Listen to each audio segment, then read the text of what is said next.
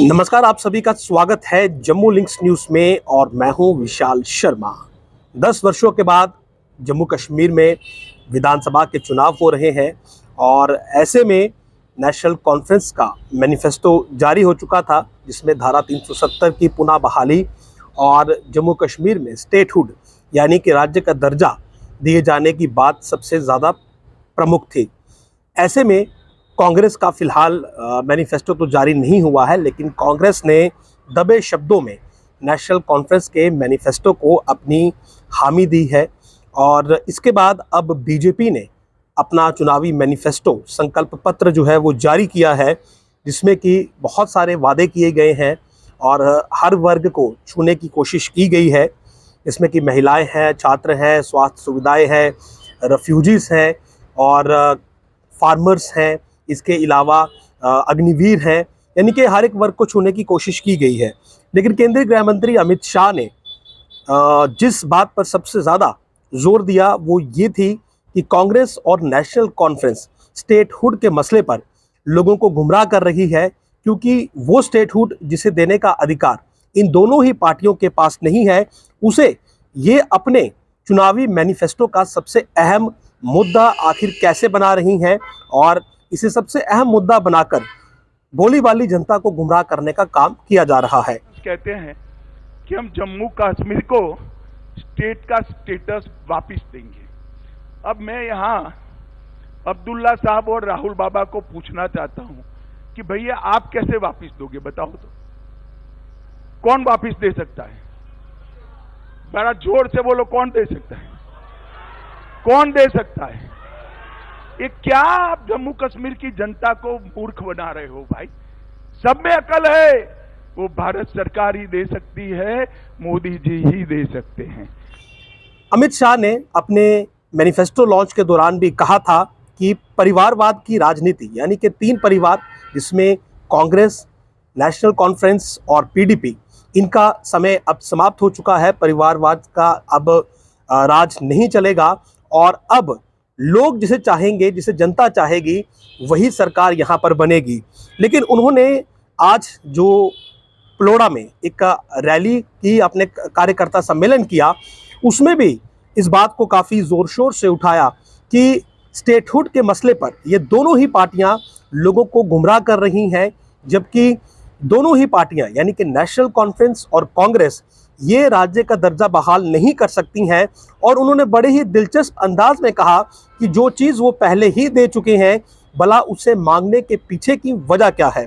उन्होंने कहा कि उन्होंने पार्लियामेंट के फ्लोर पर इस बात को कहा था कि उचित समय आने पर जम्मू कश्मीर को राज्य का दर्जा पुनः दिया जाएगा। और उन्होंने ये भी कहा कि मैंने कई बार ये कहा है कि चुनावों के बाद राज्य का दर्जा ज़रूर बहाल होगा। तो फिर इस मसले पर राहुल गांधी और नेशनल कॉन्फ्रेंस बार बार वोटरों को क्यों गुमराह कर रहे हैं? वो असल मुद्दों पर बात क्यों नहीं करते हैं और क्यों उस मसले पर यानी कि स्टेटहुड के मसले पर ही पूरे इलेक्शन कैंपेन को उन्होंने फोकस्ड रखा है, जो कि मसला असल में एग्जिस्ट ही नहीं करता, क्योंकि उस पर मैंने पूरी तरह से स्पष्ट बयान दिया है और पार्लियामेंट में दिया है, यानी कि कहीं दूसरी जगह पर नहीं दिया है। मैंने पार्लियामेंट के फ्लोर पर यह बात कही है कि जम्मू कश्मीर को राज्य का दर्जा पुनः दिया जाएगा, उचित समय पर दिया जाएगा, और ये कहा कि चुनावों के बाद दिया जाएगा। मैंने खुद कहा है कि चुनाव के बाद उचित समय पर जम्मू कश्मीर को राज्य का स्टेटस हम वापस देंगे। और आम सभा में नहीं कहा है, हमने पार्लियामेंट में कहा है।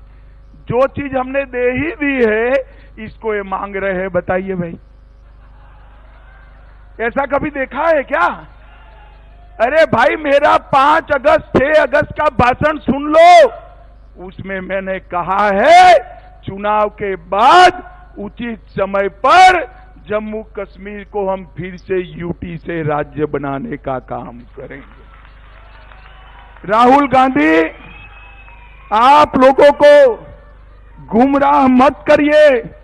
हमने जम्मू कश्मीर को हम जानते हैं, उसके सम्मान को भी जानते हैं। तो कुल मिलाकर अमित शाह ने आज कांग्रेस और नेशनल कॉन्फ्रेंस दोनों पर हमला बोलते हुए ये आरोप लगाया कि वो वोटरों को इस स्टेटहुड के मसले पर गुमराह करना बंद कर दें, वो असल मुद्दों पर बात करें, ना कि स्टेटहुड के उस मसले पर जो कि असल में मसला ही नहीं है, यानी कि वो एग्जिस्ट ही नहीं करता है, क्योंकि ये पहले से ही स्पष्ट हो चुका है कि जम्मू कश्मीर को राज्य का दर्जा दिया जाएगा। अगर आप इस बात को ज़रा स्टेटमेंट के ज़रिए सुने, जो कि मेरे पास बाइट्स हैं, तो राहुल गांधी ने भी जो रामबन में रैली को एड्रेस किया, उसमें उनका मुख्य मुद्दा स्टेटहुड ही रहा, इसी के इर्द गिर्द उनका भाषण रहा। और नेशनल कॉन्फ्रेंस का भी जो मैनिफेस्टो लॉन्च हुआ, उसमें आर्टिकल 370 और स्टेटहुड ही सबसे बड़ा मुद्दा रहा। हम चाहते थे कि चुनाव से पहले मामला तय हो जाए और चुनाव से पहले जम्मू कश्मीर को स्टेटहुड मिले, मगर बीजेपी नहीं चाहती थी। उन्होंने कहा कि पहले चुनाव करो, ठीक है, मंजूर है, मगर स्टेटहुड मिलेगा। आप देखना, मैं आपको गारंटी करके कह रहा हूं, या ये स्टेटहुड देंगे, नहीं तो फिर अगली सरकार जो दिल्ली में आएगी, इंडिया गठबंधन की सरकार आएगी, उनका पहला काम होगा आपको स्टेटहुड देने का। एनसी और कांग्रेस का जो प्री पोल अलायंस हुआ है, वो जिस मसले पर अपना चुनावी कैंपेन चला रहे हैं, बीजेपी का साफ तौर पर यह कहना है कि ये मसला असल में है ही नहीं है और वोटरों को इस मसले पर मिसलीड किया जा रहा है। और उन्होंने जम्मू कश्मीर के लोगों से ये अपील की, यानी कि अमित शाह ने लोगों से ये कहा कि आप इस मसले पर गुमराह मत होइए, आपको राज्य का दर्जा केवल केंद्र ही दे सकता है, यानी कि नरेंद्र मोदी दे सकते हैं, क्योंकि एनसी और कांग्रेस के पास ये ताकत ही नहीं है, ये पावर्स ही नहीं है कि वो स्टेटहुड को रिस्टोर करें।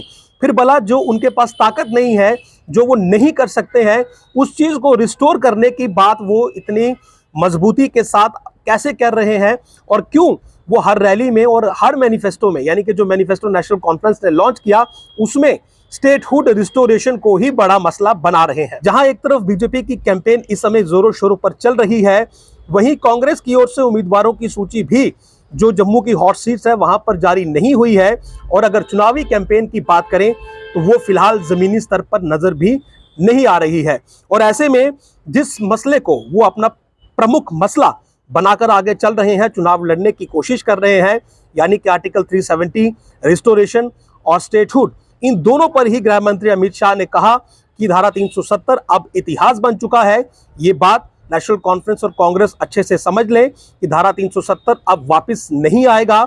और साथ ही साथ स्टेटहुड का मसला भी उन्होंने साफ कहा कि मैंने ये बात पार्लियामेंट में कह दी है कि जम्मू कश्मीर को स्टेटहुड पुनः दी जाएगी और चुनावों के बाद इसकी बहाली हो जाएगी। विगत दिनों में एनसी का एजेंडा मैंने पढ़ा है और एनसी के एजेंडे को कांग्रेस का मौन समर्थन भी मैंने देखा है, मगर मैं आज आप सभी पत्रकार भाइयों के माध्यम से पूरे देश को स्पष्ट कर देना चाहता हूं, धारा 370 इतिहास बन चुकी है, वो कभी लौट कर नहीं आने सकती, हम आने भी नहीं, क्योंकि धारा 370 ही वो कड़ी थी जो कश्मीर के अंदर युवाओं को हाथ में हथियार और पत्थर पकड़ाती थी। अलगाववाद की विचारधारा ही युवाओं को विकास की जगह आतंकवाद के रास्ते पर शिफ्ट करती थी। और आज मोदी जी के नेतृत्व में ढेर सारे काम हुए।